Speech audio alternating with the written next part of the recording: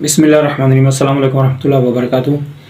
रमज़ान और हज़रत उमर रज़ी अल्लाह तआला अन्हु का वाक़या। रमज़ान एक बहुत बड़ा बादशाह था जिसने मुसलमानों पर बहुत सारे जुल्म किए, मुसलमानों को बड़ा तंग किया, मुसलमानों को बड़ा सताया, मुसलमानों से उसको नफ़रत थी, मुसलमानों के बारे में उसका बुग़्ज़ था।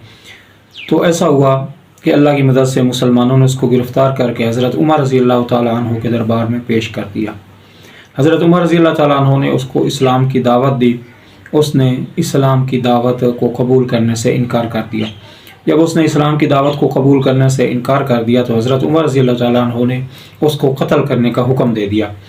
हज़रत उमर रज़ी अल्लाह तआला अन्हु के कत्ल का हुक्म सुनते ही उसने बादशाह ने हरमज़ान जो था उसने ये कहा कि मेरी आखिरी ख्वाहिश है कि कत्ल करने से पहले मुझे पानी पिलाया जाए।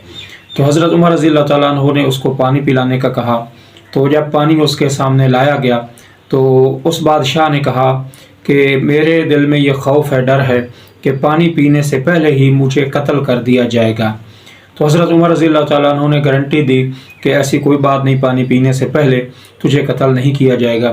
तो जब हज़रत उमर रज़ी अल्लाह तआला अन्हु ने ये बात कर दी तो हरमज़ान ने वो जो पानी था उसको गिरा दिया नीचे और कहा कि अब ये पानी मैं पी नहीं सकता, तो तुम लोग मुझे कैसे कत्ल करोगे।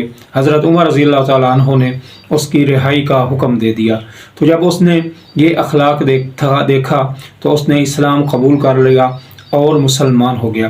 तो ये हमारे असलाफ़ हैं, ये हमारे बड़े हैं कि जो काफिर के साथ भी, अपने इतने बड़े दुश्मन के साथ भी वादा खिलाफ़ी नहीं करते और अखलाक के साथ पेश आते हैं। तो हम एक दूसरे के साथ अखलाक से क्यों नहीं पेश आते? हम एक दूसरे के साथ इस्लामी तालीमात के मुताबिक अमल करके वो रवैये क्यों नहीं अख्तियार करते जिनका अल्लाह ने और अल्लाह के रसूल ने हमें अख्तियार करने का हुक्म दिया है।